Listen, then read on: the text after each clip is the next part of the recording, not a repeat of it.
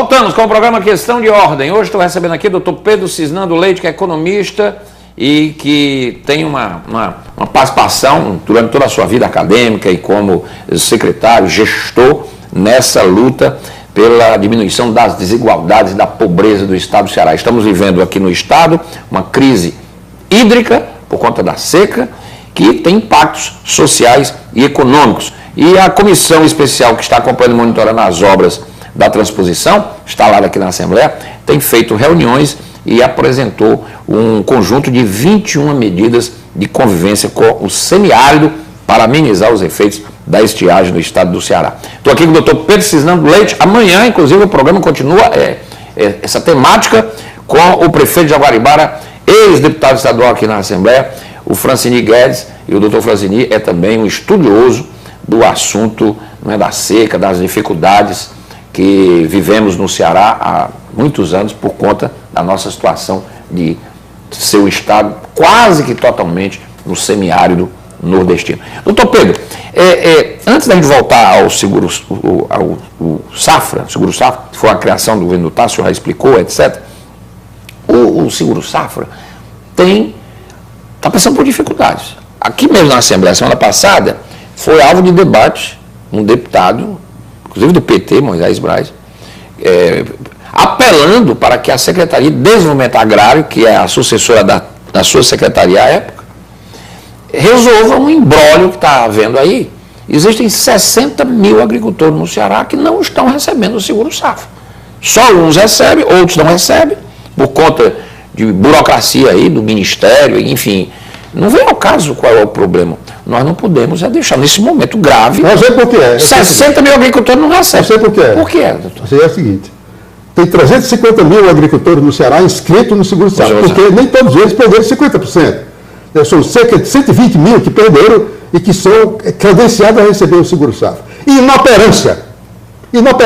Incompetência. Incompetência do governo. Porque nós, quando idealizamos esse sistema, foi exatamente para ele ser executado com grande precisão.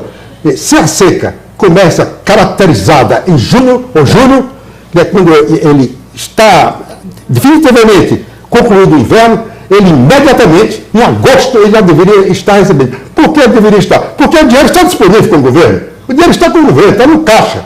Então, inoperância, falta de administração para fazer isso. Eu sempre falei isso, escrevi e tenho acompanhado lastimavelmente, né, essa situação. Não há por que o agricultor esteja sendo sacrificado. E, além disso, eu vou mais denunciar, né, um fato que hoje, por acaso, eu olhei e fiz meus cálculos. Sou matemático, fiz meus cálculos. Nós, quando idealizamos o seguro Safra, nós calculamos quanto era o prejuízo de 50%. Tantos quilos de feijão, milho, algodão, quanto era 50% que ele perdia pela produtividade. Ele tinha de plantar 5 hectares. Quanto é que ele ia? Então, o seguro correspondia àquele valor real do que ele perdeu. E não um valor fictício qualquer, para dizer que tem um seguro, né, que ele está sendo compensado. Não. Naquela época. Era um número mais calculado. E já calculado deficientemente, porque usávamos o preço mínimo, que já era subestimado. O governo nunca fez um preço mínimo adequado. Né? Então, nós fazíamos pelo preço mínimo. E naquela época, ficou estabelecido em 2001 que seria R$600 a compensação pelo prejuízo de 5 hectares daquela escultura. O senhor sabe quanto estão agora distribuindo ou remunerando os agricultores que perderam 50% da safra? Na mesma área, com produtividade quase dobrada, porque naquela época aumentou R$850. Então, estão explorando os agricultores. Se naquela época era 600... R$1.200 pelo menos ele deveria estar. Então, o governo fica sem recuperar, sem recalcular a inflação, pelo menos, né, daquele valor, e estão pagando um valor que não é correspondente e atrasado. Não pode ser. Mas eu quero passar para outro assunto. Então, o governo, outra questão importante, é que naquela época que nós propusemos ao governo o estabelecimento desse seguro Safra, eu ontem estava lendo um artigo do Flávio Saboia, presidente da Federação da Agricultura, ele sugerindo a criação de um seguro seca, pode dizer, Flávio, não vá. Tem 13 projetos de seguro na Assembleia há 20 anos, não passa nenhum. Nós fizemos um trabalho naquela época extraordinário. Mas já tem seguro, exatamente, só era readaptá-lo. Então, corrigir as licitações.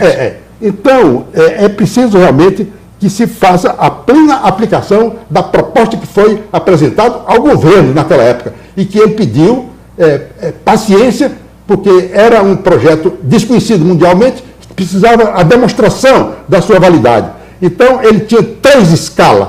O projeto que nós temos, que eu tenho preparado, preparei com minha equipe de especialistas, de atuariais, né, era que tinha 3 estágios. Um estágio, que era esse que foi adotado, da agricultura familiar de subsistência, uma agricultura familiar mais comercial, e tem a agricultura comercial média. Porque a agricultura familiar não é só um miserável, não. A agricultura familiar da Austrália, que eu estudei, se tu tem 5 mil hectares, 10 mil hectares, é familiar. Aqui não. Nós estabelecemos que a agricultura familiar tem que ter, no máximo, 3 módulos, e que ele pode plantar só 5 hectares. Está errado.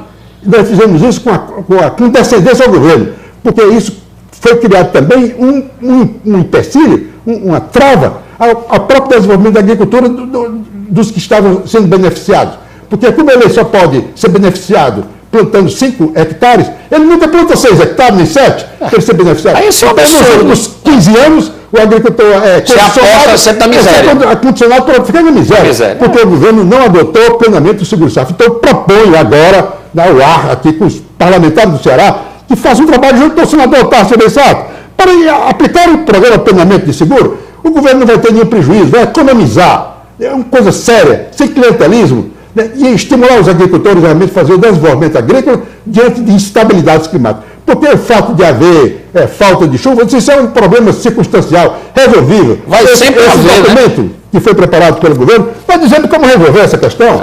Como resolver a questão de uma instabilidade pluviométrica. A questão de gestão. O livro de 2013 que o senhor organizou. Gestão. Né? Nós temos, comparativamente ao mundo, né, desenvolvido e semiárido, nós somos uma das regiões que tem mais água disponível. 18 bilhões de metros cúbicos de água. Muito mais que Israel, né? Não tem comparação. Israel tem uma atividade econômica que é 20 vezes mais do que o Ceará, tem a população igual a do Ceará, e tem a máxima capacidade de disponibilidade de água que ele tem, são 2 bilhões de metros cúbicos, 2 bilhões e meio. Nós temos 18 bilhões de água, deixamos evaporar essa água, e essa água Ninguém guarda a água adequadamente. Exatamente. Agora, doutor Pedro, por falar na água, que a gente está... Permite eu desculpar, porque eu fico entusiasmado. Com 50 anos de trabalho... Mas isso é bom, o entusiasmo... É a primeira vez que eu estou sendo convidado para falar sobre esse assunto. Apesar da minha experiência acumulada... Eu fico feliz esse livro aqui está na internet, em todo o Brasil, em todo mundo. Eu recebo mensagens e perguntas do mundo inteiro sobre o que estamos fazendo aqui, mas nunca recebi nenhuma pergunta de nenhuma pessoa do Ceará. Ninguém nunca se interessou pela solução dos problemas que essa equipe, que esse grupo trabalhou sobre esse assunto. Ou seja, pelo que o senhor acaba de nos dizer, ao longo dessa sua experiência e com a eloquência de quem acredita nas palavras que está dizendo e nas convicções, nas teses que defende, isso é muito importante, porque o senhor é um homem público de uma vocação inquestionável, nós estamos passando uma grave dificuldade, ou seja, é claro que temos a seca, mas o Ceará chove. Em demasia. Muitas nações no mundo, 600 quilômetros. E a gente não guarda essa água para ficar chorando leite. É normal, em muito lugar. Realmente aqui a estabilidade, né, a distribuição não é adequada, mas nós temos realmente chuvas. Não tem realmente a gestão da água. A gestão da água. A comissão especial, por exemplo, ela está sugerindo que imediatamente se pare, nesse momento grave, de ficar jogando água nessa usina do Pecém, porque ela bebe muita água. A usina termoelétrica, ela é resfriada a água. Ora, se está faltando água para o povo beber, não é razoável isso. Eu não vou falar sobre esse assunto. Eu estudei esse assunto no mundo. Estudei a questão do uso da água e na indústria. Nós estamos no Ceará aqui adotando políticas realmente inadmissíveis do ponto de vista da racionalidade econômica e social, né, e tecnológica. Nós estamos adotando, indicando atrás de indústrias que são absorvedoras, que são propriamente água, feito de água. A usina, por exemplo, siderúrgica, é uma das maiores consumidoras de água do mundo, a siderúrgica. As térmicas, eu vi no jornal de ontem, dizendo que duas pequenas térmicas estão usando 6% da água que seria consumida na zona metropolitana de Fortaleza, É um absurdo. Bem, se duas termoelétricas usam 6% da água que essa zona metropolitana está usando, quanto a siderúrgica vai usar? com 200 ou 100 metros cúbicos por toneladas produzidas. E, além do mais, eu não entendo, peço perdão aos que estão me ouvindo, que me compreendam, né, porque eu estou já me ficando um pouco velho, não sei que vou precisar de sucessores, né? Eu não entendo como é que um Estado que agora está vivendo vai viver permanentemente. Não vai ter uma mudança climática que vai mudar, não. Vamos ter de viver com isso. Como é que se luta para a criação de uma usina que vai usar água em proporção inadmissível e contaminar tudo, que é a refinação de petróleo? Eu conheço, fui na Itália, estudei na Itália, China, conheço a questão da usina de refino de petróleo. Um absurdo. Marejeu, fui Marejeu, lá na Grécia, ouvi uma coisa linda, né? E lá está completamente sem... Agora, a refinaria do Ceará, ela se fala muito, mas ela nunca vem, né? Nem virá, e se virar será um desastre para o Ceará. Não pode. A última foi a Petrobras, que foi uma enganação, a história de... Não sei enganação não, é que a Petrobras tem consciência de que é inviável. Não tem petróleo, não tem consumo do petróleo. E vai se botar uma usina aqui para beneficiar o produto e reexportar para o exterior, congestionar todos os portos, contaminar o meio ambiente. E o que é que vai ficar? Não é nenhum polo petroquímico. Aqui na Bahia, eu participei lá de Camaçari. De Camaçari, um problema. É um dos estados que tem mais pobreza. É exatamente o caso da Bahia e o Ceará. E, além disso, a ideia que o Carlos Mato também... Aliás, degradou aquela região. Que a questão da desigualdade, nós trabalhamos durante 20 anos para desconcentrar a economia do Ceará, para descentralizar para o interior, desenvolver o interior, porque é a única maneira de nós conseguirmos uma estabilidade da economia. Então, o que acontece? Se coloca agora multinacionais que não têm nenhum interesse local, que não usam nenhuma matéria-prima local, para concentrar mais essa produção no litoral, destruindo tudo que nós fizemos durante 20 anos. Durante 30 anos eu só trabalho para isso, para descentralizar o desenvolvimento. Aí vejo iniciativas que são para concentrar e realmente marginalizar as pessoas que não vão poder realmente trabalhar nessas instituições, que não empregam. Nem a siderúrgica, nem a refinaria tem emprego. Eu visitei realmente uma refinaria, para terminar meu argumento, refinaria, escrevi um artigo, escrevi no jornal, não foi publicado, não sei porquê. Mas lá eu digo assim...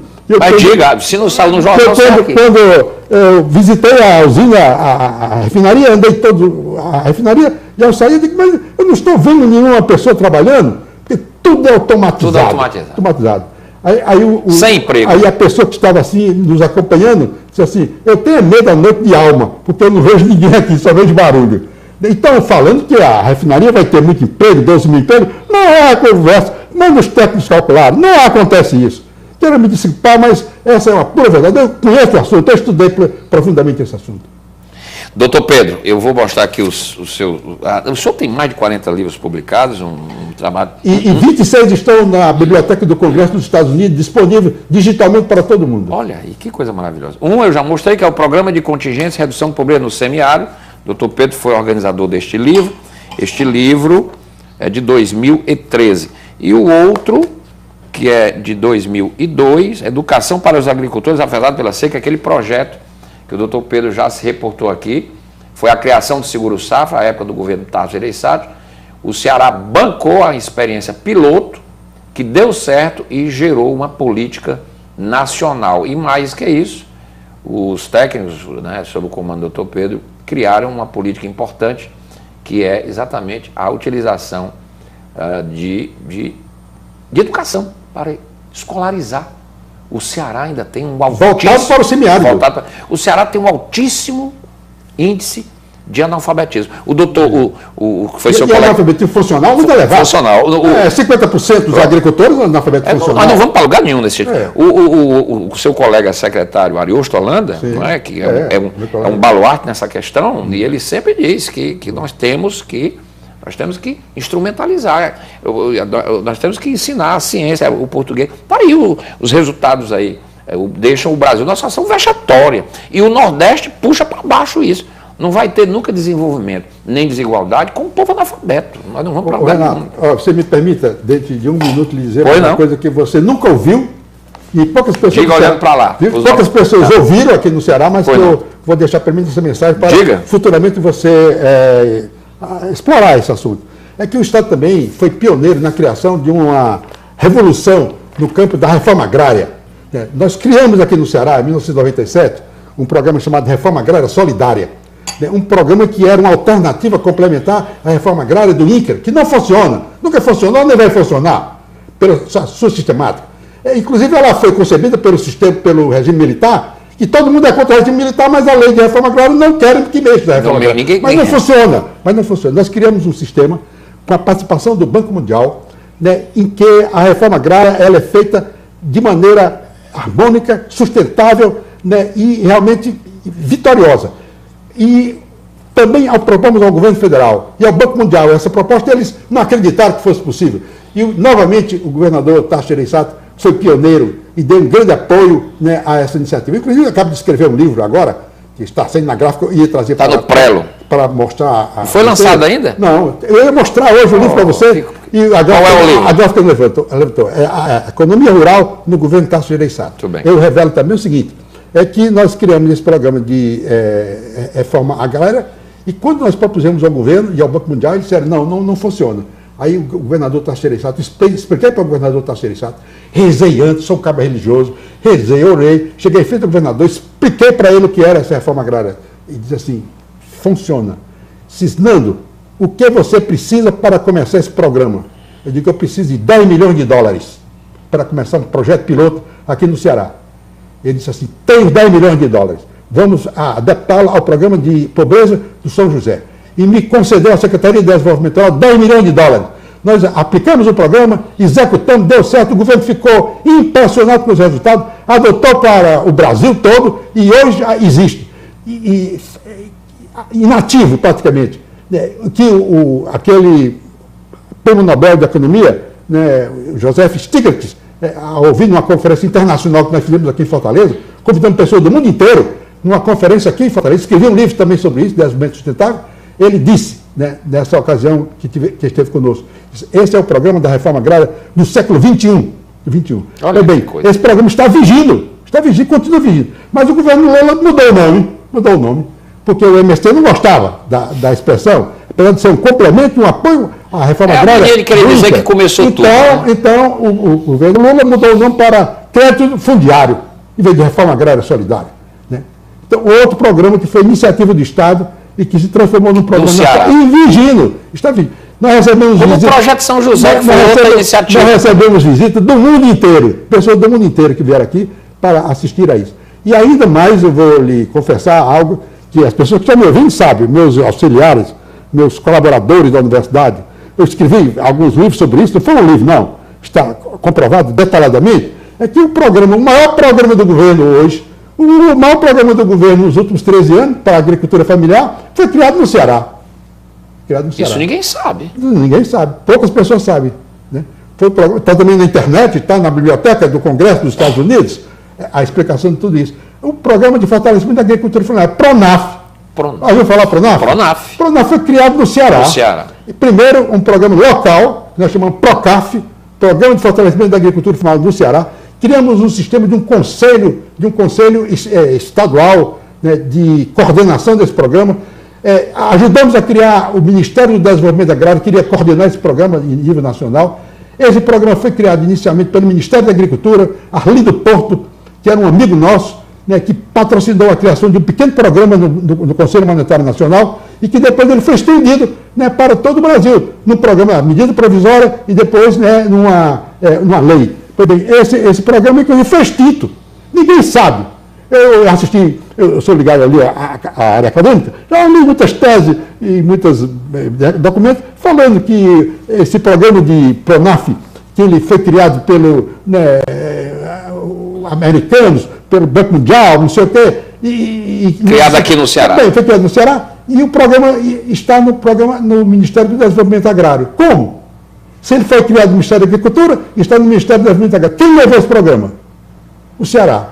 Foi Tasso Gereissati, foi os seus auxiliares aqui que levaram. Porque o Platino de Moraes, o ministro da Agricultura, que sucedeu o Arlindo Porto, ele foi solicitado pelo presidente Fernando Henrique Cardoso para fazer um programa de exportação de carne. E ele me chamou, eu era presidente do Fórum de Secretários de Agricultura do Nordeste, ele me chamou ao gabinete dele, e cujo secretário, seu executivo, era Guilherme Dias, uma pessoa acadêmica de minha área, né, que me respeitava, porque sabia que eu era do governo Tacheiriçado, sabia que eu era presidente do Fórum Permanente de Secretário de Agricultura, e ele no café da manhã disse: secretário, eu estou acabando o programa de fortalecimento da agricultura familiar. Esse programa não funciona, não dá certo, é muito trabalhoso, eu não tenho pessoas para executar esse programa. Poucas pessoas no Brasil sabem disso. E eu disse para ele: o senhor está no ano de seca, foi em 98, não faça isso. Será uma coisa inadmissível, foi muitos anos. A própria Confederação Nacional da Agricultura, dos Trabalhadores, apoiava esse programa. E ele disse: mas o que fazer? Eu disse: eu tenho uma solução. Ele disse: diga a solução. Eu digo: vamos transferir esse programa para o Ministério, para a Secretaria Especial de Desenvolvimento Agrário, que era Raul Jugman, que era o secretário. Ele disse: mas é preciso que essa secretaria se transforme no Ministério. Eu disse: vamos transformar no Ministério. Qual é o problema? Vamos propor o presidente da República transformar no Ministério. Ele disse: você pode negociar isso? Posso. Eu negociei com Raul Jugman, com o governo do Estado, né, com o gabinete civil, e nós levamos o programa de fortalecimento da agricultura familiar, né, do Ministério da Agricultura para o Desenvolvimento Agrário, que permanece até hoje. Então, outra contribuição do Estado. Né, a essa doutor Pedro Cisnando, muito obrigado por ter vindo. Está aqui doutor Pedro Cisnando Leite, que é economista, e é também da Academia de Ciências Sociais, da Academia Ciências e Ciências, fundador, inclusive, da UFC, foi do Banco do Nordeste, e esteve aqui hoje no programa porque nós estamos realizando uma série de programas, hoje e amanhã também, e estamos debatendo exatamente soluções de enfrentamento à crise hídrica do Ceará com os impactos sociais e econômicos no estado. E o doutor Pedro Cisnando trouxe o seu vasto conhecimento, sua experiência riquíssima para nos ajudar na compreensão do problema e de como sair, de como ajudar a conviver, porque o doutor Pedro disse uma coisa aqui muito séria: o Ceará sempre vai conviver com seca, e a seca não vai acabar por decreto ou por projeto de lei. E minha conclusão é a seguinte: é que o desenvolvimento econômico e a solução dos problemas do estado do Ceará, como região semiárida, ela está no intertropical, na zona do Equador e semiárida, poucas existentes no mundo, tem de ser uma ação integrada. Não pode ser só isoladamente. Eu vi o presidente da República vir ao Ceará para lançar um programa contra a seca, para distribuir tratores e escavadoras, né, com os prefeitos, como um programa de reforma para o semiárido. Não pode. É um programa integrado, onde está o aspecto econômico, programa social, programa hídrico, ambiental e de gestão. E só com isso é que nós poderemos realmente fazer do Estado um Estado próspero e desenvolvido. Nós não somos predestinados a ser pobre e miserável, não. Essa aí é uma falta de planejamento e de determinação política, né, e social de fazer o desenvolvimento do Ceará. É possível, é fácil de fazer. Basta ter essa disponibilidade de acreditar e levar avante essas ideias.